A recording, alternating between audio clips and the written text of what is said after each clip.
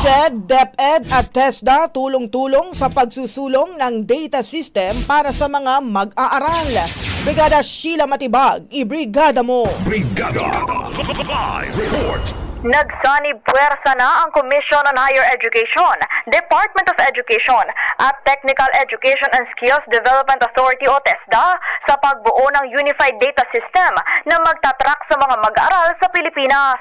Sa nilagdaang Memorandum of Agreement hinggil dito, titiyakin na ang mga estudyante ay consistent na itatrack mula sa basic education hanggang sa technical, vocational at tertiary levels at susuportahan ang data-driven education, planning at policy development.